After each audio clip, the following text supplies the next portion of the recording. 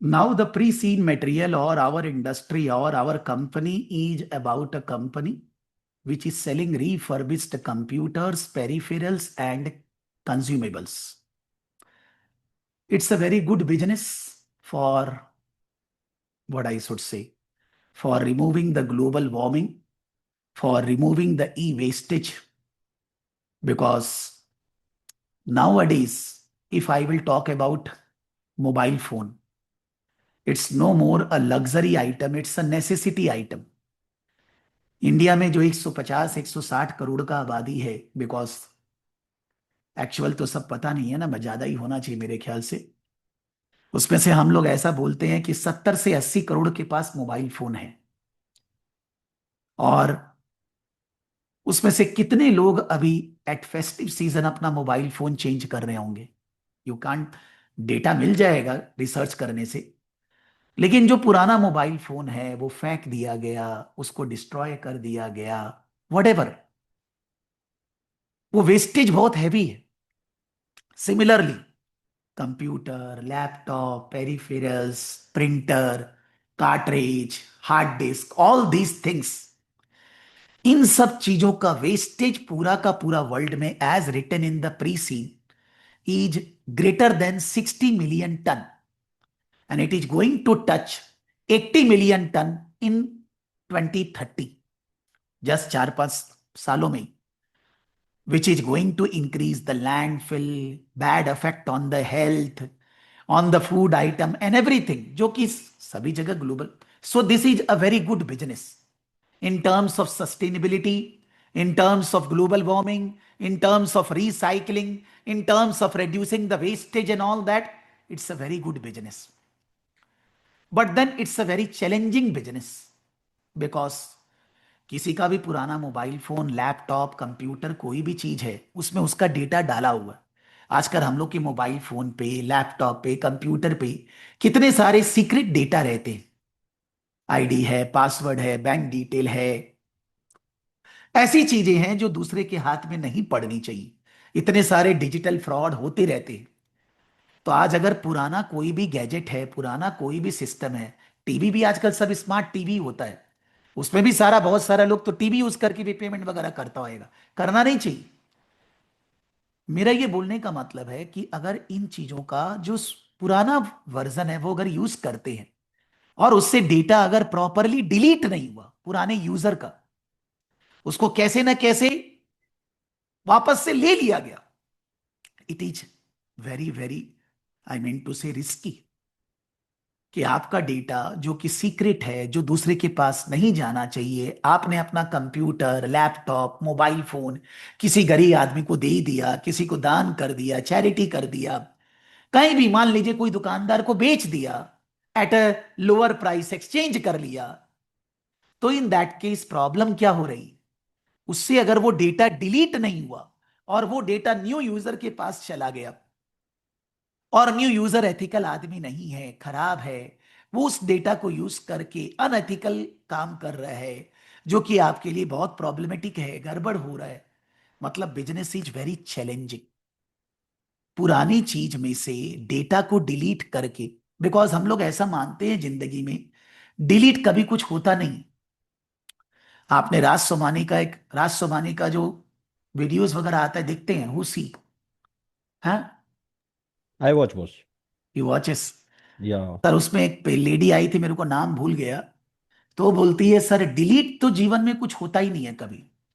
Military आप background उसको से। रिसाइकिल बिन से भी निकाल देंगे तो भी वो डिलीट होता नहीं है। लेकिन सी वॉज टेलिंग दैट, बोला आप मेरे को कोई भी मशीन दीजिए, उसमें वो जैसे भी डिलीट करेगा मैं ला दूंगी वापस, डिलीट होता ही नहीं है कुछ।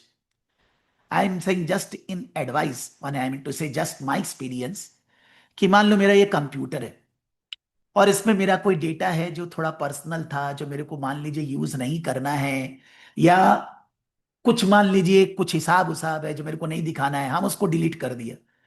इनकम टैक्स वाला जब आएगा तो वो फाइल को जरूर निकाल लेगा, even though it is deleted from recycle bin. उसके पास वो इंस्ट्रूमेंट, वो टेक्निक, वो बुद्धि है, जब वो उसको यूज करेगा वो सारा डिलीटेड फाइल को निकाल लेगा, और वो डिलीटेड फाइल का जो इंपॉर्टेंट एरिया है ना वो भी वो अलग से निकाल लेगा। छोड़ेगा नहीं। आप कंप्यूटर से कितना भी, पेन ड्राइव से कितना भी, लैपटॉप से कोई भी चीज आप डिलीट कर दीजिए, जिसको निकालना आता है वो निकाल लेगा उसको। यानी कि प्रॉब्लम ये है कि अगर हम रिफर्बिश्ड मस कंप्यूटर पेरिफेरल्स ये सब बेचेंगे, तो दूसरा आदमी तो पुराना डेटा को निकाल लेगा ना, उसमें हम ही तो फंसेंगे ना, क्योंकि हमने इसे रिफर्बिश्ड करके बेचा है और उसने उसका अहित किया है।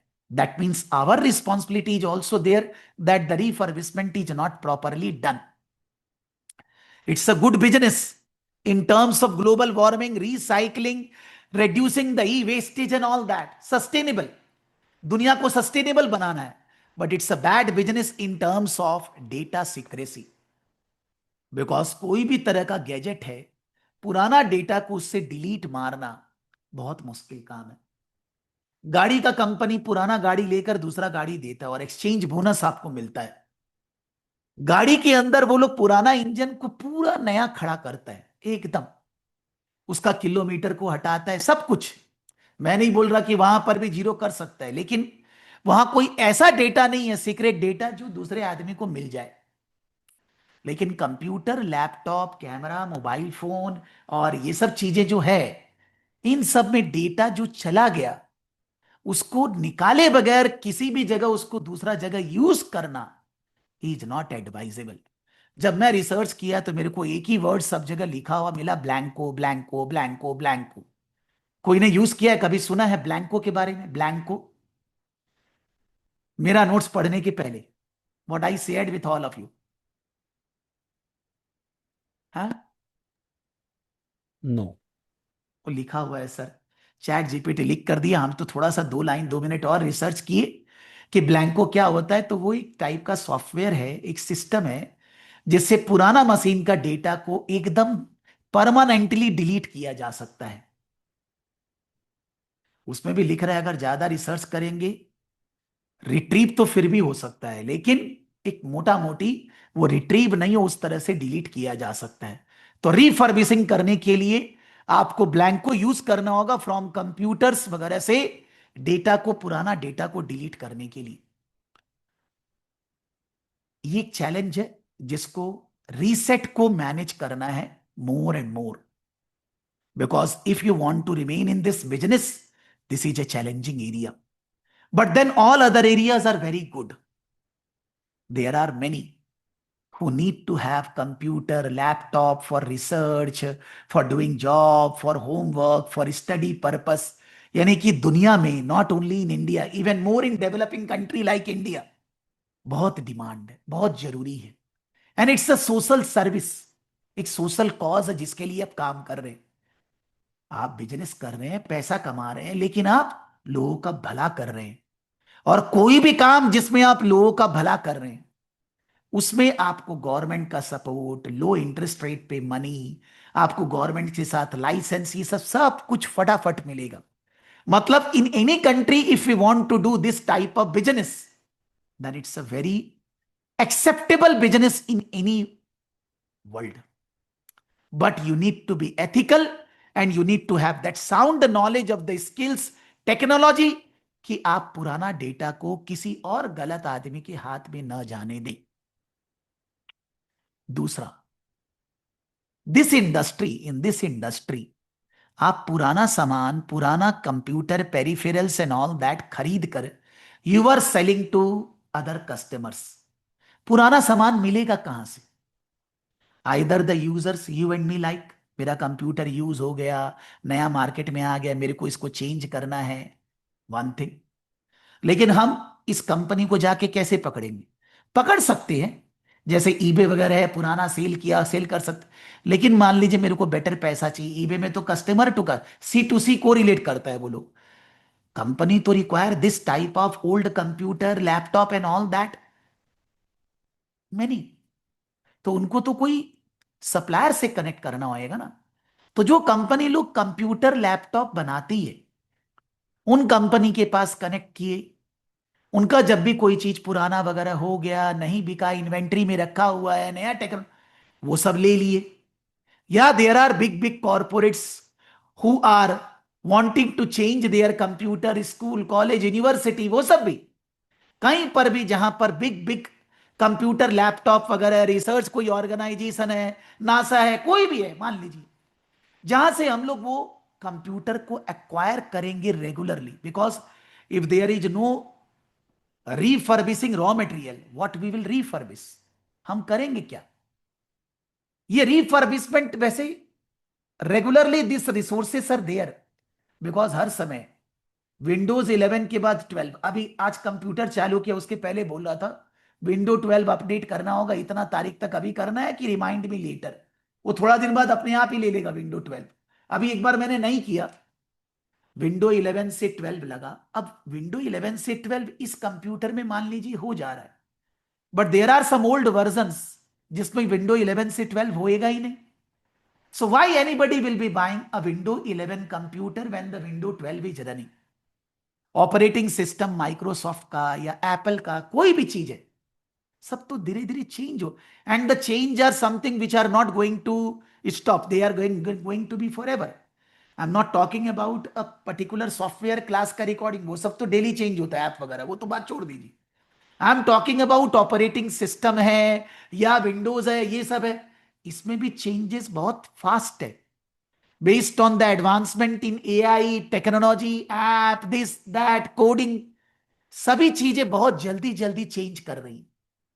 यानी कि बहुत पुराना, बहुत ओल्ड टेक्नोलॉजी वाला चीज को रीफर्बिश करना और फिर उसको बेचना is a big challenge. The business is not simple. To connect with the suppliers, universities, colleges, big organization, manufacturers, old consumers, मान लीजिए हम लोग ये कंप्यूटर, हम तो उसको नहीं बेच रहे हैं ना रीसेट को, हम तो दुकानदार को बेच रहे हैं, दुकानदार हो सकता है रीसेट को बेच रहा है, रिटेलर्स वगैरह से कॉन्ट्रैक्ट करना और रेगुलरली रीफर्बिश्ड मटेरियल आना चाहिए। That's one challenge, to get refurbished materials, और वो रीफर्बिश्ड मटेरियल को रीफर्बिश करना, डेटा डिलीट करना, उसको तैयार करना, नया पैकेजिंग करना, may not be a hi fi job, but data security, as I said, if the final consumers will be able to do something which is unethical, और फिर बाद में पुराने कस्टमर को, तो वो आपको छोड़ेगा नहीं, दोनों आदमी मिल माल, बिकॉज आप रीफर्बिश सामान फिर बेच क्यों रहे? If you can't control this, आप अगर इस चीज को मैनेज नहीं कर सकते तो you cannot sell this, and since it's a second hand item, second things are there, तो आपको इस पे बहुत ध्यान देना है कि your working process in improving refurbishment process should be very high. और बहुत सारा कंट्रीज में as per the pre seen material write up it is said that after sale service, when the goods are sold to the customer, then the after sale service should be very long. ये नहीं कि refurbish भैया बेच दिए बात खत्म, that's all, कल क्या होगा हमको मतलब नहीं है, नो।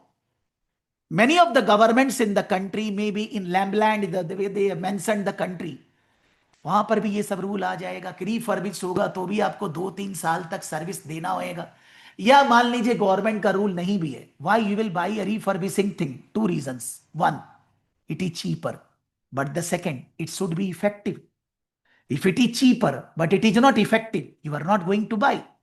तो अगर company proper warranty, guarantee, proper support नहीं देगी, तो वैसे भी कस्टमर बाई नहीं करेगा। मान लीजिए कोई स्कूल, यूनिवर्सिटी में सेकेंड हैंड कंप्यूटर लगा के बच्चों को पढ़ाना है, you are going to sell 5,000 computers to that school and all that, वो without after sale service 5,000 computer ले लेगा? नहीं लेगा सर। तो not a government requirement, customer को सपोर्ट करना with after sale service, with advance warranties and all that is also essential. This is our business model, and this is the business model of our major competitor fixup also। दोनों का हमारा यही business model है। यानी कि हम जिस country में काम कर रहे हैं लैम्बलैंड, वहां पर we are the only two players, global player अलग से है, ईबे है, अमेजन है, और अगर ये सब डेल, लिनोवो ये सब बोले, ये लोग भी बहुत सारा ऐसा काम भी करते हैं, रीफर्बिशिंग बेचना, ओरिजिनल बेचना, बहुत सारा। गाड़ी का कंपनी भी बहुत सारा ओरिजिनल कार और रीफर्बिश्ड कार भी बेचता है। यानी कि कंट्री में रीसेट जैसा, you can say fixup, the two players are there, duopoly. But अगर ग्लोबल लेवल पे बात करें तो अमेजन, ईबे, लिनोवो, डेल, ये सब भी है जो हमारे से ग्लोबल लेवल पे compete कर रहे हैं। यानी कि branding your product, refurbish product, giving satisfaction to customers, repeat buying from the by the customers, and increasing your supply chain, entering into new contracts with the, what do you say, manufacturers, retailers, and big organizations is a never ending process. Maybe majorly they have mentioned about two competitors, but फिर भी global level पे players बहुत है. It's a good business. There is no, I will say, life cycle of this product. Refurbish सामान आते रहेगा. Computer है, peripherals है, कंज्यूमेबल्स है, कोई भी चीज है, इस पे कभी भी रिफर्बिशमेंट खत्म नहीं होने वाला है. But the challenges, the way the technology changing and improving your business, creating a brand, competing with the global players, satisfying your customers and all that, it's not an easy job. अब नया नया software window 11 है, window 12 है, operating system है. जब वो नया हो गया तो उसको डिलीट करने में, उसके बदले नया डेटा, नया रेडी करने में भी और भी टेक्निकल नॉलेज और भी डिटेल चाहिएगा. You can say this type of business can sustain, can develop based on online model. इसके लिए कोई फिजिकल प्लेस होना एज सच बहुत ज्यादा जरूरत नहीं है. लेकिन ऑनलाइन मॉडल में how much confidence you can give to the customer is a challenge. मान लीजिए मेरे को ये कंप्यूटर बेचना है. मैंने गूगल में सर्च मारा कि रीसेट जैसा कोई एक्चुअल कंपनी है. मैंने उनको फोन लगाया. मैंने उनको बोला कि मेरा ऐसा कंप्यूटर है, ये मैं कई समय खरीदा था, ये था, ऐसा है, ये प्रॉब्लम हो रहा है, मेरे को बेचना है. या मान लीजिए मैं कोई कस्टमर हूं, मेरे को खरीदना है, मैंने फोन लगाया. कितना हद तक हो सकता है कि हम लोग कॉन्फिडेंस में आ जाएंगे उनके सेइंग्स. एआई है, डिजाइनिंग है, फीचर्स है, सिस्टम है, ऑनलाइन जूम मीटिंग हो सकता है, वीडियो कॉल हो सकता है, बहुत सारा चीज इंप्रूव हुआ है. लेकिन how much satisfaction we can give to the customer by sitting in one place to another place with the suppliers is not an easy task. The employee should be knowledgeable. The employee should have patience. The employee should be improving their skills regularly. And they should be able to satisfy both the targets. That is, connecting with the suppliers and satisfying the needs of the customers. It's a, you can say, a product sale, but more like a service industry. Service to the customer should be very good. Regularly, it should be in the high level. अगर ये service ठीक नहीं होएगा तो satisfaction नहीं मिलेगा, और फिर you will lose the business against international competitors, and you will lose the business with the major competitor, the fixup also. उससे भी आपका बिजनेस पे अफेक्ट होएगा. अगर इस बिजनेस में ग्रोथ करना है तो दो तीन तरीका हम लोग को दिखता है. फर्स्ट ऑप्शन है कि हम कंप्यूटर, पेरिफेरल्स और उसका कंज्यूमर्स के अलावा दूसरे मार्केट में जाएं. दूसरा मार्केट में भी प्रोडक्ट डेवलपमेंट, में भी market development. Product development, mobile phone, laptop, iPad, whatever, tab, और भी गैजेट्स को हम प्रोडक्ट में डालें, but on a gradual basis, not in one go. That is called product development growth. यह market development, we are only located in Lambland. We can target some nearby countries, neighbor countries, with some agent on a sample basis and then go into further.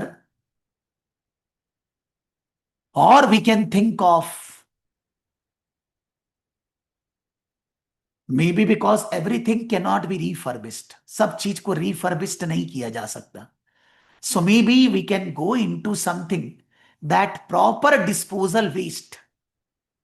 जैसे मान लीजिए आज से मोटा मोटी 7 to 8 years, मेरे को एग्जैक्ट ईयर नहीं मालूम है, in Kolkata, whatever the garbage from household, those garbage are accumulated at a place, and that place stinking like anything. But अभी तो गार्बेज से सब इलेक्ट्रिसिटी जनरेट हो रहा है, एनर्जी जनरेट हो रहा है. All the wastages are use for energy generation. वैसे ही ये जो सारा वेस्टेज है, कंप्यूटर लैपटॉप, इससे गोल्ड सिल्वर लिथियम इतना सारा चीज निकल सकता है। It's costly to do recycling, it's costly to do refurbishing, but then how can we do this in a better way at a lesser cost, get those items. Because जैसे गाड़ी का tyre होता है, गाड़ी का टायर गाड़ी में वापस नहीं लगेगा, खराब हो गया, लेकिन आप उससे कार्बन, आप उससे ऑयल, बहुत सारा चीज निकाल सकते हैं। बहुत लोगों का बिजनेस है, रिलेटिव लोग का, गाड़ी का टायर खराब हुआ लेते हैं, उससे कार्बन, ऑयल और दो तीन चीज वो लोग निकालता है। इससे you are helping the environment. आप इन्वायरमेंट में वेस्ट को नहीं छोड़ रहे, उसको यूज करके उससे जो सामान निकल रहा है, और यहां तो बहुत बढ़िया बढ़िया चीज निकल रहा है। From in computer manufacturing, laptop manufacturing, बहुत सारी चीजें, गोल्ड सिल्वर ये सब यूज होती हैं। तो जब आप उसको, अगर रिफर्बिश नहीं हो सकता, आप उससे वो सब चीजें निकाल सकते हैं। Reset while doing the refurbishing must be getting those things also, but they can start a business like that.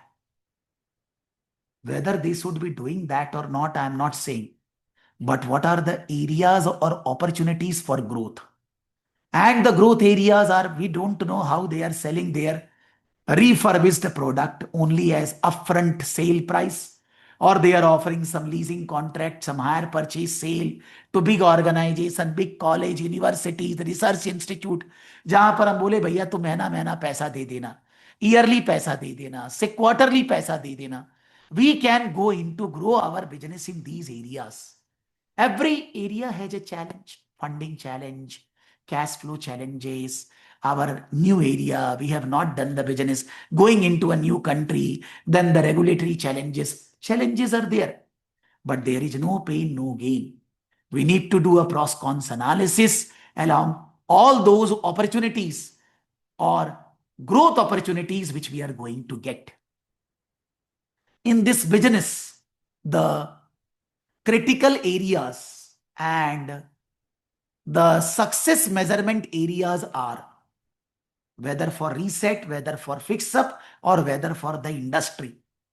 The critical success factor areas are what we are saying: the business model, satisfaction of customers.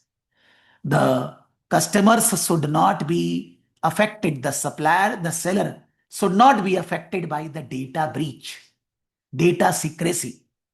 The second is the person who is buying the second hand item, refurbished item, they should be satisfied. They should not be feeling sad, even though they paid less, but they should be getting proper after sales service. We can say that a good connection with suppliers to get regular item for refurbishment, proper items to fulfill the demand. We can say that satisfaction of our employees in different team, whether for talking to customers, suppliers, whether for doing the refurbishing, whether for doing the admin work, they should be there. The KPI to measure these. What is the difference between critical success factor and KPI?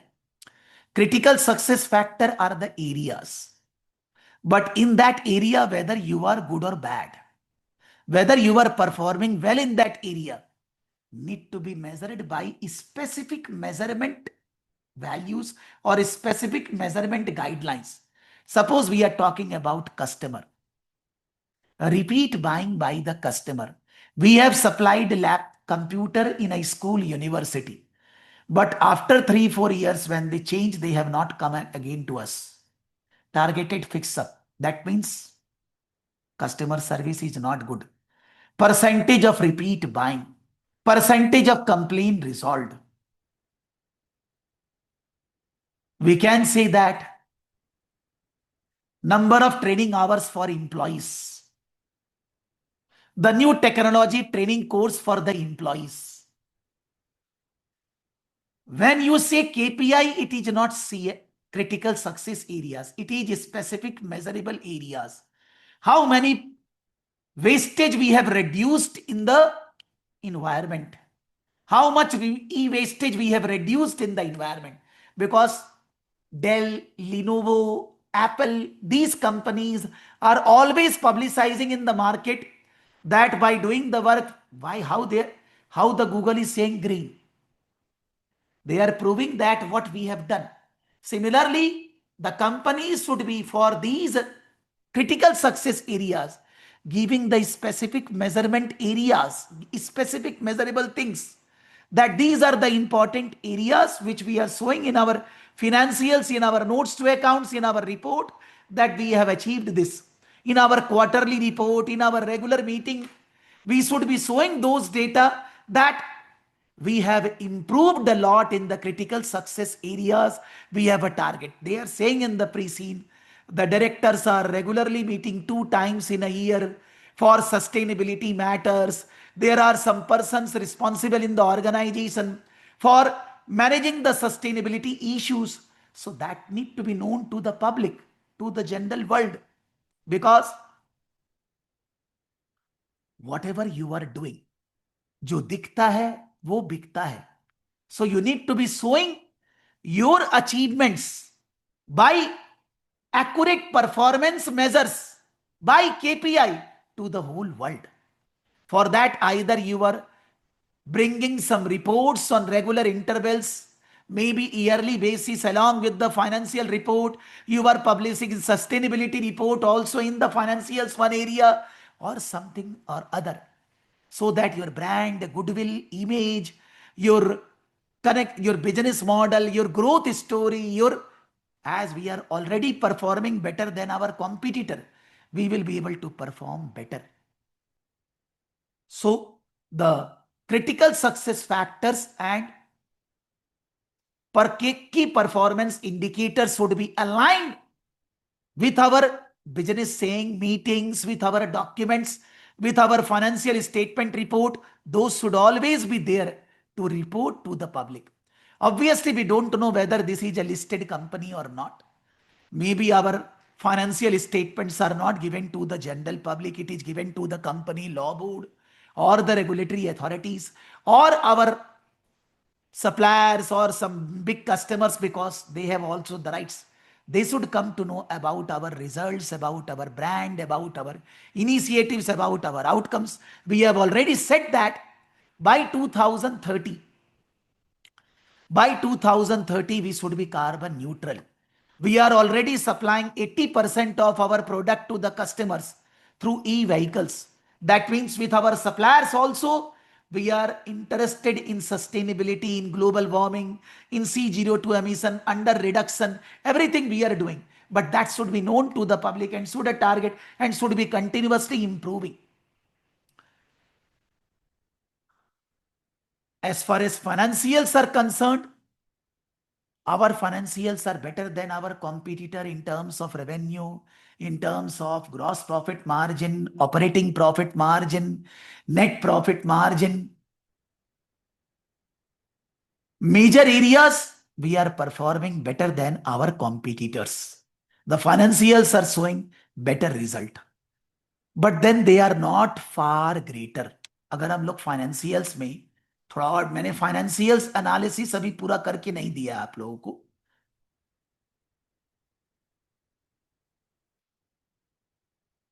Like suppose our sales is around 200.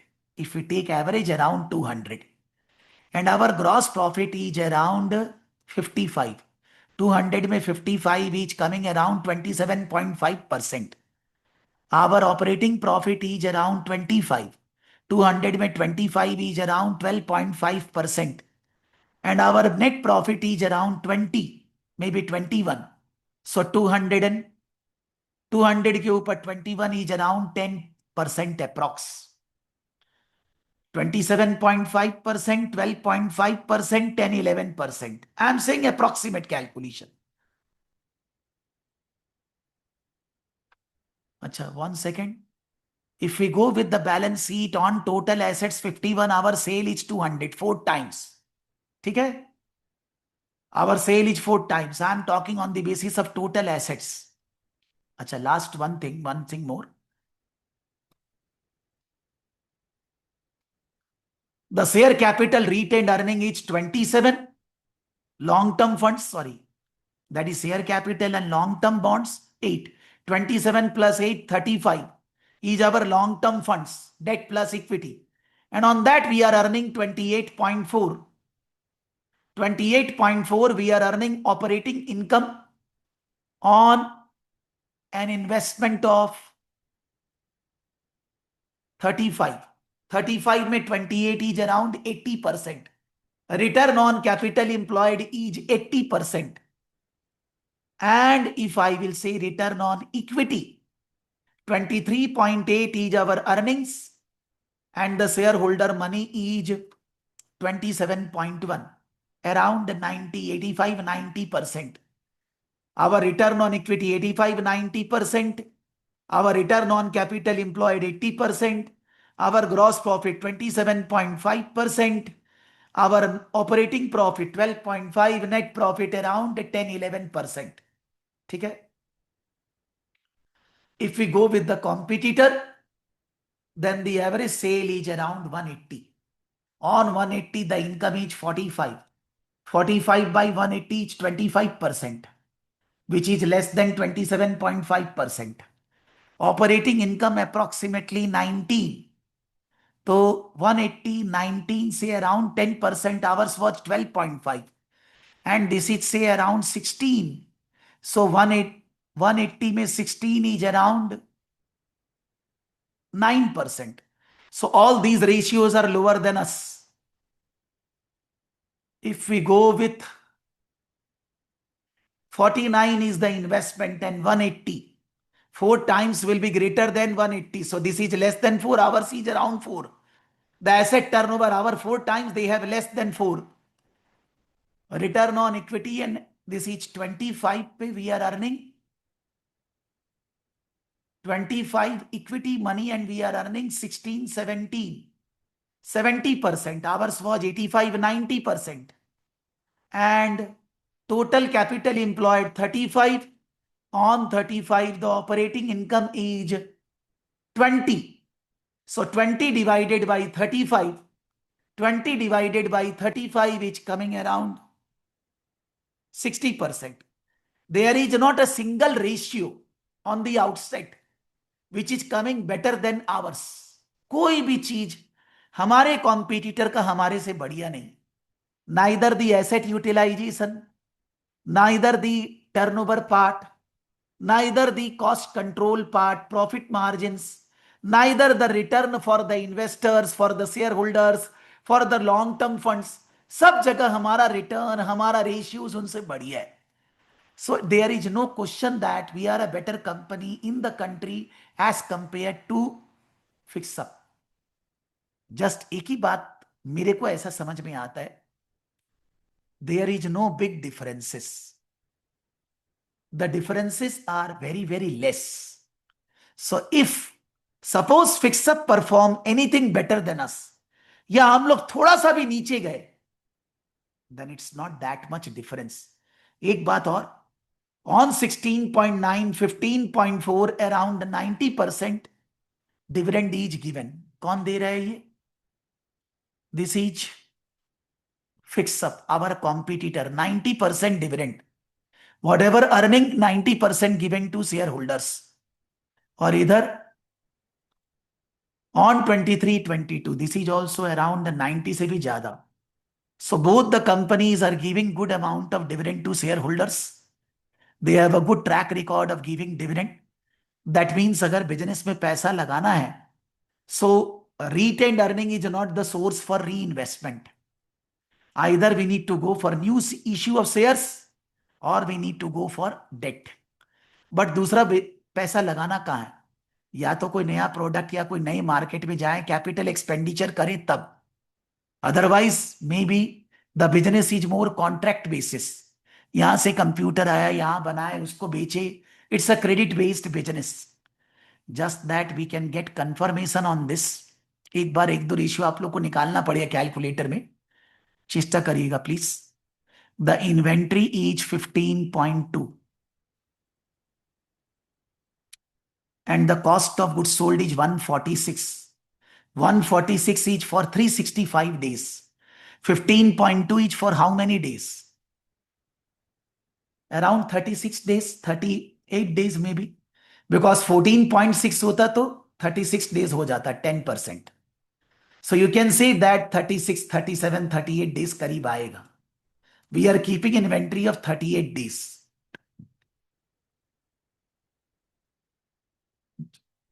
Just we can calculate a receivable period. 16.1 is the receivable.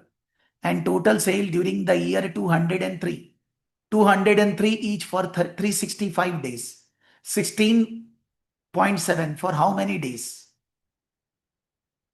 Will be coming around 25 to 30 days.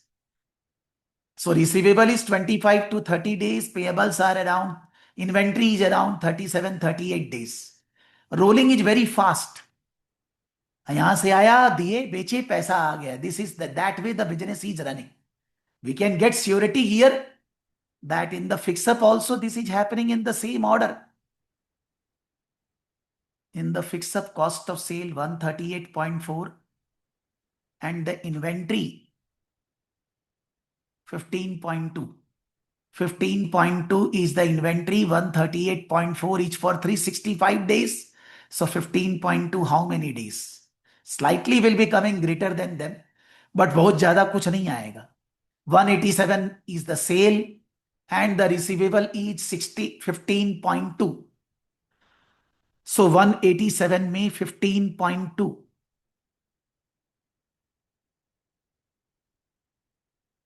187 for 365 days, 15.2 for how many days? Will be coming approximately again 25 to 30 days. मोटा मोटी ये सब जो working capital ratios है, inventory period, receivable period, and if you calculate they will be coming more or less same. That means the business nature is what? फटाफट सामान आया, refurbish किए, बेचे. उधारी का भी कुछ काम नहीं है. 15-20 दिन, 25 दिन, that's the credit period. It's a cash business. So in this business we require long-term funds when we want to do something new. Otherwise, the rolling of money is very fast. Rolling पैसा, जैसे माने हमारे यहाँ business में कुछ कहीं मेरे को कहीं, अब मेरे को कोई नया ट्यूशन सेंटर खोलना है, बात अलग है. अदरवाइज कोई भी सप्लायर को पैसा देना है, कुछ करना है, स्टूडेंट पैसा देगा, आएगा, जाएगा. It's a rolling business. कोई रिटेल का दुकान होता है, रिटेल में पैसा आता है, जाता है, दिस टाइप ऑफ बिजनेस. बहुत ज्यादा कोई आपको इन्वेंट्री वगैरह नहीं रखना है. जहां तक बात है फिक्स्ड एसेट्स, एक प्लेस वगैरह आपको चाहिए, ऑनलाइन बिजनेस है, बहुत ज्यादा इन्वेस्टमेंट इन एसेट्स नहीं चाहिए. बल्कि working capital, current assets are heavier than non current assets. And you see that the turnover is 200 in place of assets 50. आज मेरा बिजनेस में if current value term you consider all my investments, current value term, it is 10 CR, but the turnover is not greater than 10 CR. And in this business, total investment assets is 50 and turnover is 200, 4 times. So it's a business where less investment, less credit from supplier also to the customer also, less investment in fixed assets also. बस एक जगह चाहिए जहां पर रिफर्बिशिंग होएगा, थोड़ा software वगैरह चाहिए जिससे रिफर्बिशिंग का सॉफ्टवेयर को ठीक किया जा सके. But there is no such long-term investment required in the business. That is the reason that the dividend payment is very high. जो पैसा कमाते हैं सब डिविडेंड दे देते हैं. Whatever the money generated in the business as earnings, that is given to shareholders, most of the money as dividends. So in this business, long-term funding requirement will be there if you start something new other than computer peripherals, mobile phone, this, that. Then maybe some investment in the software, this, that. Or maybe I can say that you want to go in a new country, want to establish there some office and all that. तब कोई non current assets में investment होगा. Otherwise it's more of a business of connection, software, IT, उससे related ये business है जिसमें बहुत ज्यादा इन्वेस्टमेंट की जरूरत नहीं. But it's a business based on brand, goodwill, image, connection. तो intangible assets are more and more. You refurbish something, you develop something, you acquire some patent rights, you develop some software जो कोई दूसरा जन use नहीं कर सकता, ऐसा हो सकता है। किसी जो नॉर्मली मान लीजिए हम लोग कलकत्ता में, I am talking about different places are there, जहां पर आप लाइन से दुकान देखेंगे, they are rectifying the computers and all that. आप किसी को एक्वायर कर लिया, छोटा छोटा ऑर्गेनाइजेशन को, then to acquire them you incur some expenditures because you have group accounting. तो वो सब में कुछ इन्वेस्टमेंट हो सकता है, अदरवाइज कोई बहुत ज्यादा इन्वेस्टमेंट का जरूरत बिजनेस में नहीं है। So we can say that since this business is based on goodwill, brand, image and other things, इसीलिए इस तरह का बिजनेस में द माने the difference between you and competitor is not very large. Small differences are there, and the competition is not only from fix up, the competition is there from global players also. So the business is very challenging. It's in the types of products which we are offering, it can be matured, but it is very challenging and very, what do you say, unique type of business which require regular updation, regular changes, regular management of customers, improvement in the business cycle, improvement in the business model, understanding the requirement of government, supplier, customers. Going into a new area of business is very essential. We are thinking not from the exam. आप सोच लीजिए, आप इसी company में काम करते हो, आपको ऐसा आज से सोचना चालू करना पड़ेगा। आपको इस कंपनी में अगर काम कर रहे हैं, ये लोग क्या करते हैं, हम इस कंपनी के फिनेंस मैनेजर हैं, इनका बिजनेस क्या है, ये कंपनी बना था 1986 में, 1990 में खाली कंप्यूटर बेचना चालू किया, फिर उसके बाद ऑनलाइन बिजनेस में आ गया 2010 से 2025 आ गया है, 15 साल से ऑनलाइन बिजनेस कर रहे हैं, सारे अपनी रिटेल आउटलेट्स वगैरह बंद कर दिए हमने। हम लोग का बिजनेस क्या है, बिजनेस मॉडल क्या है, कैसे हम लोग बिजनेस कर रहे हैं, फिनेंशियल्स कैसा है, कंप्यूटर क्या है, कंपटीटर का कैसा है, कौन हमारे कंपटीटर है, कहां बिजनेस का ग्रोथ पॉसिबल है, दुनिया में क्या चल रहा है, ई वेस्टेज के बारे में एक राइटअप है, देन डेटा करप्शन के बारे में राइटअप है, देन हम लोग का वेबसाइट पे या सोशल मीडिया से कुछ क्वेश्चंस दिया हुआ है, कस्टमर क्या क्या टाइप का क्वेश्चंस पूछ रहे हैं और हम लोग उनको क्या जवाब दे रहे हैं, नहीं दे रहे हैं, कस्टमर का कंसर्न क्या है, किसका कंसर्न क्या है। 2008 क्वेश्चन तो उसी पे बनेगा ना, कि भाई बिजनेस में एसेट्स कम है, टर्नओवर ज्यादा है, ज्यादा इन्वेस्टमेंट नहीं है, तो कहां पर चैलेंजेस है, बिजनेस का केपीआई क्या है, ये क्रिटिकल सक्सेस फैक्टर एरियाज क्या है, क्या तरह की चीजें इस तरह की इंडस्ट्री में रेलेवेंट है, क्या जरूरी है। That you need to start thinking. हर समय जब आप कुछ भी कर रहे हैं, पढ़ना 2-2.5 घंटे ही, आप अपना काम कर रहे हैं, तो भी आपको रीसेट दिमाग में घुसते रहना चाहिए। रीसेट हर समय, जो भी कुछ करेंगे, खाते वक्त, टीवी देखते वक्त, एक बार दिमाग का एक माइंड, एक पोर्शन इसमें 1.5 महीना जाना चाहिए हर समय। आप, हम कहीं भी बैठते, सच्ची बोल रहे हैं, मान लीजिए अभी शाम को कुछ रिलेटिव वगैरह के साथ बैठेंगे, हम अपना इसका डिस्कशन चालू कर देता है, रीसेट। हम लोग का एक स्टडी ऐसा आया है, ऐसा चल रहा है, मैं पढ़ा रहा हूं, ऐसा डिस्कशन कर रहे हैं, दूसरा का व्यू ले रहे हैं, समझ रहे हैं क्या लोग बोलता है, कैसा होना चाहिए। This, it's not technical study, it's open ended discussion man. जब आप क्वेश्चन लिखेंगे तभी आंसर सोचेंगे, थोड़ी ना आएगा वैसे। You need to involve yourself, engrossed yourself in this.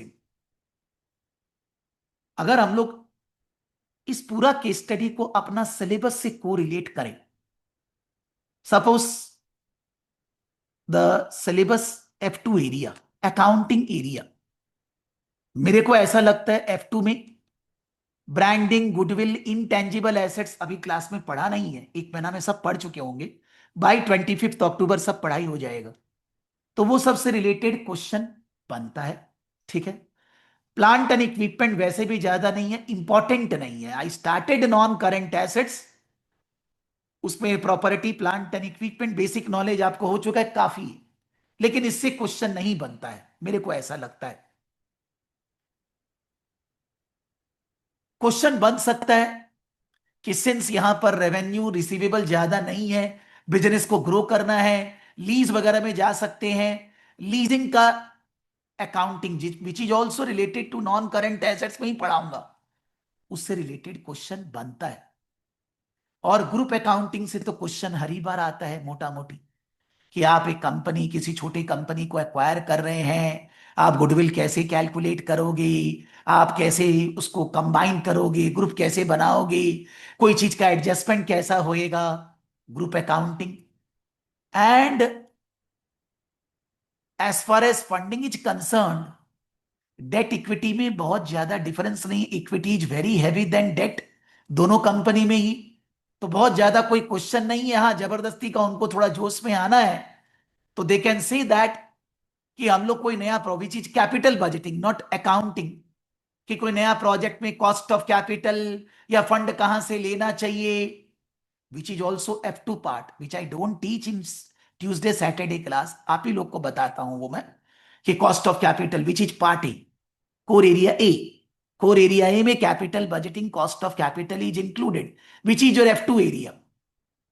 मतलब from accounting area, I can say revenue recognition, I can say leasing, I can say intangible assets accounting, I can say maybe assets held for sale because this is a refurbished product, इसको नहीं बेच पाएंगे, इसको बेचना हो, इसको रखना होएगा, assets held for cell.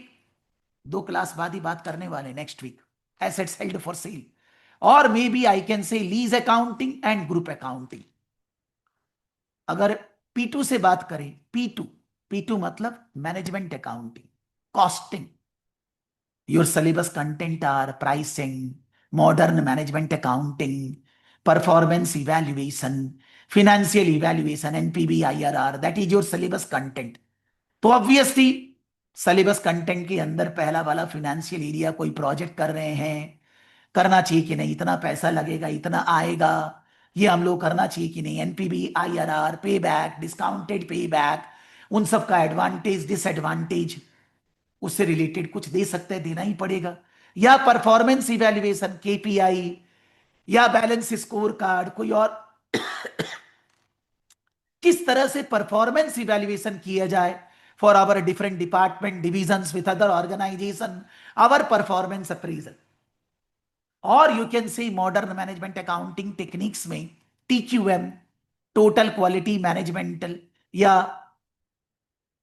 What I can say life cycle costing, तो कोई रेलिवेंट नहीं लग रहा है। Maybe life cycle costing, life cycle of the customers. TQM क्या है? Total quality management.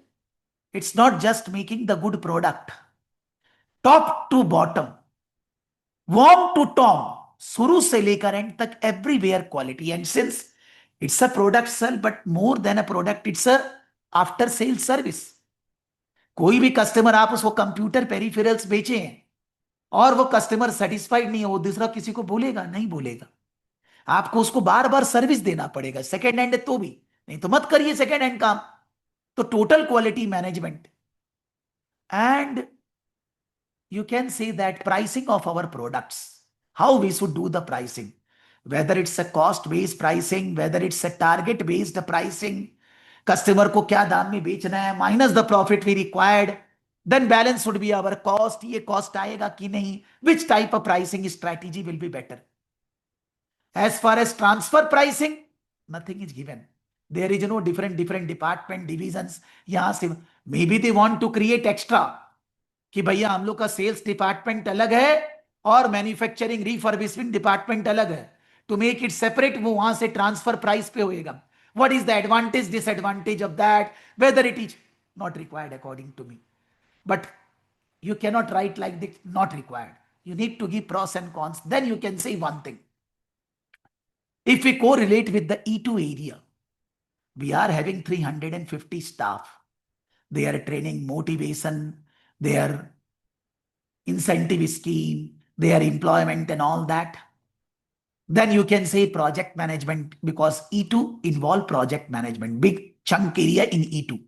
Project management मतलब आप कोई प्रोजेक्ट कर रहे हैं, उसका टीम कौन कौन होएगा, कौन कौन क्या काम करेगा, how the project will be successful, what are the project constraints and all.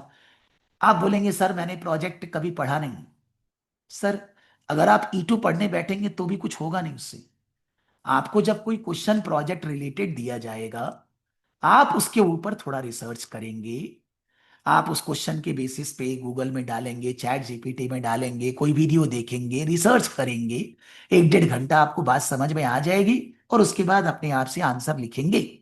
उसके बाद हम क्लास में भी आएंगे, डिस्कस करेंगे, जो आपको पूछना है पूछेंगे, हो जाएगा। आपका उसमें डाउट जीवन में नहीं आएगा। In case of project, maybe suppose we have mister Ravi, not an accounting and finance person, but Mr. Ravi also will not have a doubt in the project management.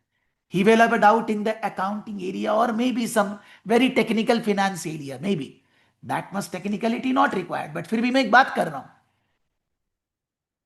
E2 के अंदर project management, HR, some types of e business, because सारा तो हम लोग का online ही है ना। There may be problem in our software. Customers are not able to buy the product. They are not able to place the order. What they order, we have not delivered them. Wrong delivery given. Business का operational issues. Operational issues create strategic problems, bigger issues. Maybe they are talking about some day-to-day issues, but that is creating bigger issues. How that bigger issue should not be arising, what action should be taken, हमें वो लिखना है।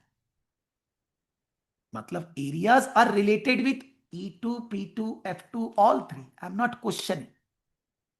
F2 का area थोड़ा technical होता है। अब intangible assets, इसका अकाउंटिंग कैसे करेंगे, ऐसे क्यों लिखेंगे, some technical aspects required. But in P2 and E2 there is no technicality.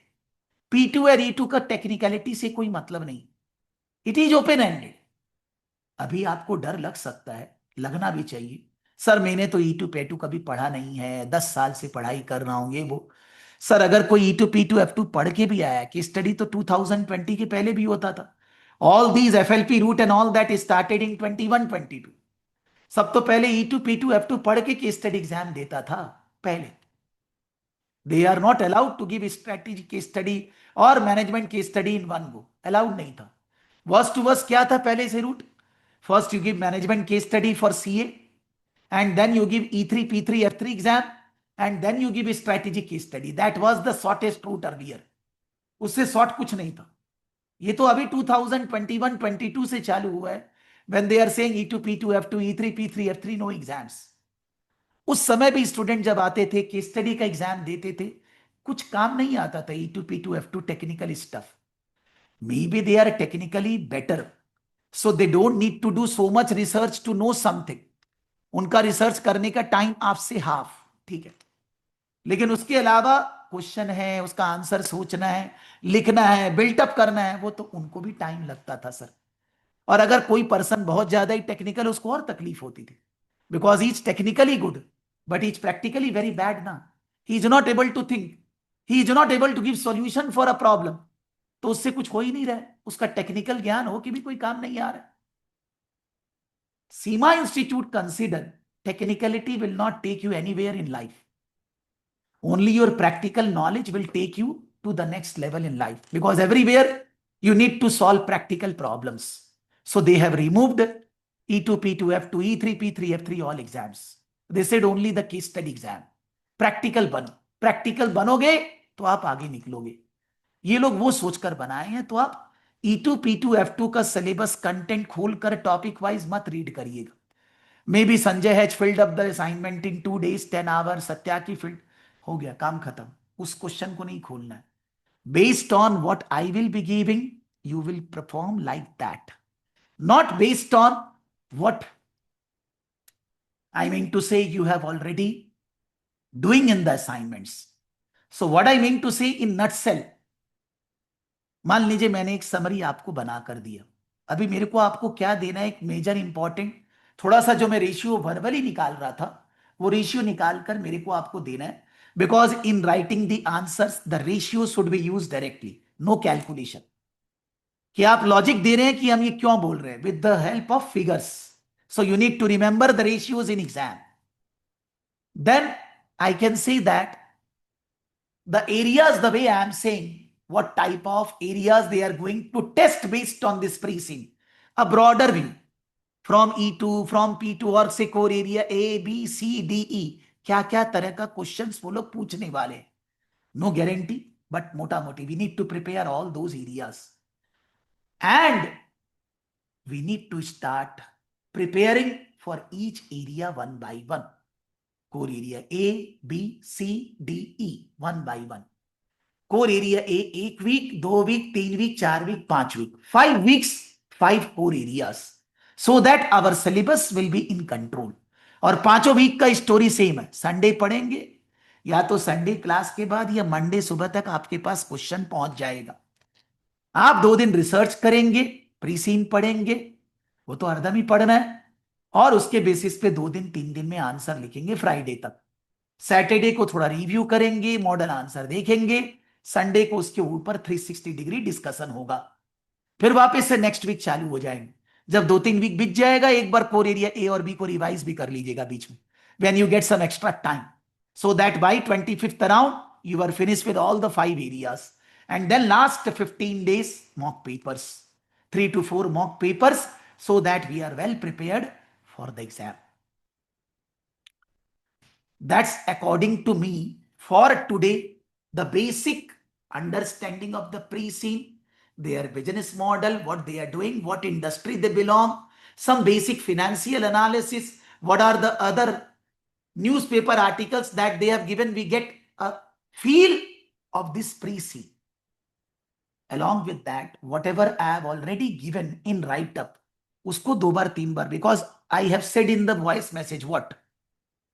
More than 50% questions you will be getting out of that write-up. बोलेगा क्यों sir? Sir, as I said, I am teaching this case study since 2015 first exam. CIMA started in 1st April, February 2020, 15, और अभी 25 भी जा चुका है. Every term I have taught. I know how they are arranging the questions. I am not saying that bold heading is a question, but whatever we will study in coming 1.5 month, every day you will find that whatever I have given you already on Friday, वही हम हर दिन class में discuss करने वाले, because वो मेरे तरफ से 360 डिग्री व्यू है इस केस स्टडी के बारे में. Other than what I will discuss in the class in a general way, in more practical way, in bookish way, that's the stuff that you need to read 3-4 times and try to use that stuff in all your write-up. हर जगह आपको उसको use करना है. उसमें अलग अलग company का example है जहां जो रेलेवेंट है, लिनोवो है, डेल है, या ईबे है, या अमेजन है, जो भी है, जिस भी प्रैक्टिकल कंपनी का एग्जाम्पल लेना है वो सब है, और वो उस तरह से एग्जाम्पल दिया हुआ है जैसे आपको क्वेश्चन पूछने वाले. The way they are going to ask questions in the exams, you need to become technical by that document which I have given to you. उसके अलावा आपको प्रैक्टिकल होना है और थोड़ा सा F2 में टेक्निकल होना है, और कुछ नहीं करना है आपको. अगर किसी का कोई डाउट है तो पूछिए, anything not related to Prince, anything, कुछ भी दिमाग में आ रहा है तो पूछिए. नहीं तो आज के लिए इतना ही, बिकॉज प्रिपरेशन मेरे को भी थोड़ा बाकी है करना, नोट्स भी आपको देना है. I will give by today evening और tomorrow morning as I said. But before leaving, if anybody has anything to ask in your mind which is creating problem in your brain, how I will do, what this, that, I am not, or something I said you want me to repeat that, I will repeat that also. Tell me.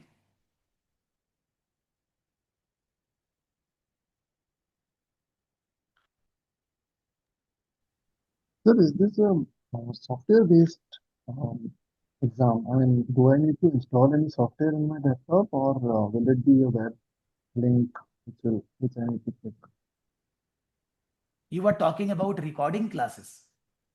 No, I'm talking about the final exam. Slightly louder, slightly. Just a minute. Because आपका आधा आवाज सुना नहीं यार, sorry. Hello. हाँ. Okay, so my question is, when we Now give the it's final okay. assessment, Yeah. yeah. So I'm saying when we give the final assessment, हाँ. is it going to be a software-based application where I need to install an application in my laptop, or it will be a link through which I just click and appear for the exam? You were talking about CIMA Institute exam. Yes, final exam. Yeah. Once you book your exam, there is no payment. You have done full payment. Hai? So I once have you done book full the payment. exam, Mm-hmm. then they will be giving you a link. In that Okay. link, they will be asking you to select the date and time. Suppose you have Mm-hmm. selected the date and time.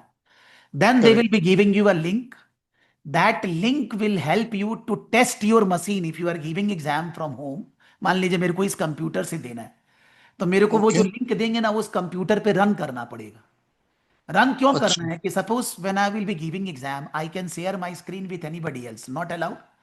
So there is Mm-hmm. any screen sharing software in your machine that need to be deleted from control panel. Suppose आपका team viewer है, या suppose आपका बहुत सारा आजकल screen sharing software होता है ना, तो वो सब Mm-hmm. अगर है तो आपके मशीन में वो सब नहीं होना चाहिए. तो वो सॉफ्टवेयर आपको बोलेगा कि आपका मशीन अलाउड नहीं है, पहले इसको डिलीट मारो. तो आप कंट्रोल पैनल से जाके उसको डिलीट मारेंगे. Then all tick tick tick will come. Then it will see that या you can give the exam from this machine. On the day of exam, Okay. again that test will be done. Again it will run. Even though it Mm-hmm. is done earlier, again it will run. And then when all tick is done, then the paper will open. And और exam के दिन आपके पास ID वगैरह सब ready होना चाहिए. There will be an invigilator who will be looking your ID, who will be asking you take a photo of top, below, right, left, all. Because 3 hours they will be able to see the entire room. Ki, are you Okay. doing any unfair means and all that? And then they will tell you to start the exam. तो जब exam देंगे यही screen है तो यही खुला रहेगा, और कुछ बंद नहीं हो सकता इसमें. Okay. So you So can when you say say that it's a type of software, but based on a link. Not that they will okay, install any software in your machine. Nothing. ठीक.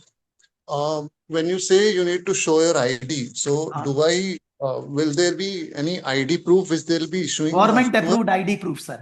Aadhaar card, PAN Government card, Aadhaar whatever card. you can say. Okay. Okay. ठीक है. That's They will fine. not accept any normal ID. Proper government approved ID proof. ठीक है. Aadhaar will do. हाँ. ठीक. Yes, रख से Rahul ji.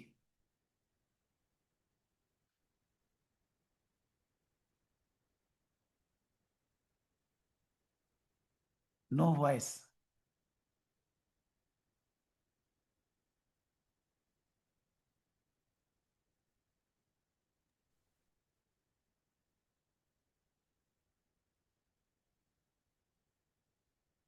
You can type. Maybe some problem with the audio.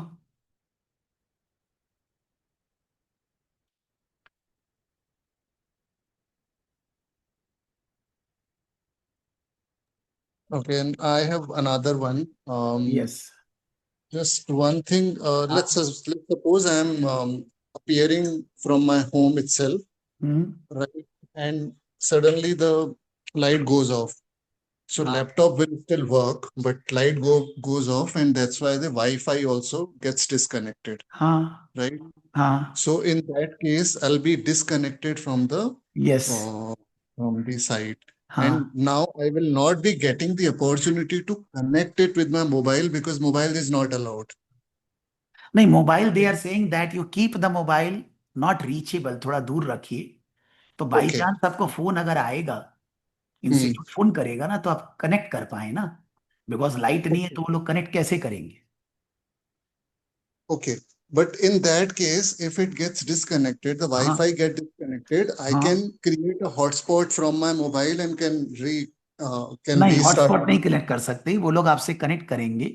अगर light 5, 10, 15 minute में आ गया, एग्जाम फिर से चालू हो जाएगा.